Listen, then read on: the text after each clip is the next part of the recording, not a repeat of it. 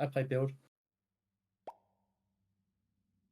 I qualified for grand finals last season on OC. I also qualified 6 out of 7 duo cash cups and made like $100 each week. It was like $25,000-$30,000 in a month.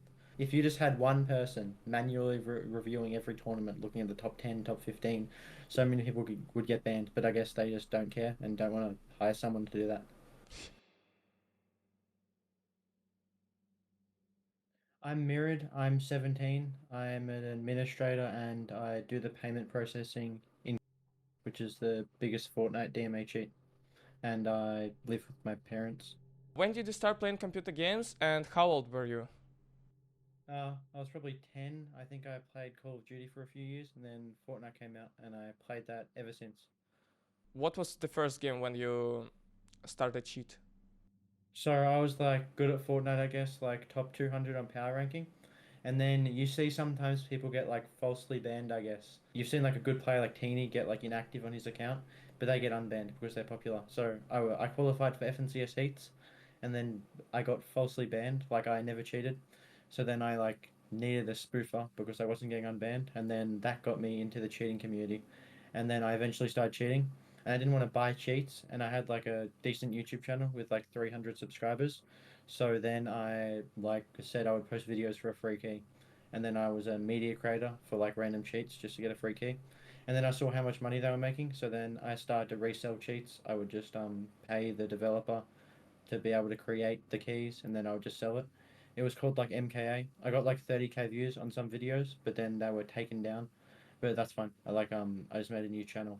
You said that they made a lot of money, so how much? Well, back then I don't know exactly how much they were making, but there was a popular chick, and I think they were making around $10,000 a month. But now they probably make a bit more. For in his peak months, he was making around 30,000 USD, and he's in Russia, so that's like heaps of money. Yeah, and then like the other ones probably make like 10,000. The less popular ones, and right now I think we made like $12,000 the last month. What are the types of cheats in Fortnite and what is difference between them? Like AI cheats, DMA, just explain how everything works. So the cheats you probably see most people using in cups are DMA, because the DMA can't really get detected. The cheat can't get detected, only the firmware on your DMA card, which is pretty easy to keep it undetected. But AI cheats aren't really good. It just like scans your screen and tries to detect a player and then like locks onto them. But they're all pretty terrible. And then there's just normal external cheats, which is just a software that you run on your computer, and they like faster than DMA cheats, I guess. And if you see the ones where people are like flying around or they're like boxing people when they're not near them, it's usually an external cheat or internal, which is just a software you run on your computer. And then DMA is what I use, and like the cheat I run, I guess, is DMA. And I can show the DMA setup. We have a DMA card here. This reads the memory on your main computer, and it is connected to your second computer, which the cheat runs on. So this is the cheat. This is all the settings: radar, team ESP, just ESP, and then aimbot is all here. And it overlays onto my main computer screen using this device. The HDMI cables go from this computer, and then to the monitor. So usually if you didn't have a fuser, the cheat would just be displayed on your second screen, which I used to have a monitor here for before I had a fuser. And then this is what I use for the aimbot.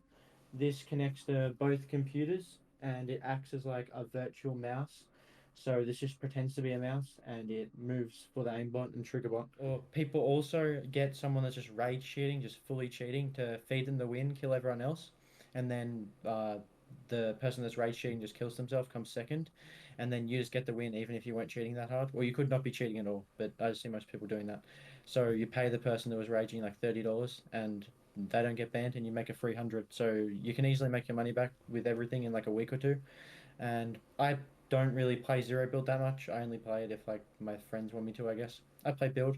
I qualified for grand finals last season on OC and I came top 20. I also qualified 6 out of 7 duo cash cups and made like $100 each week. Anyone, like, you didn't get the tag for this time and didn't get banned, right?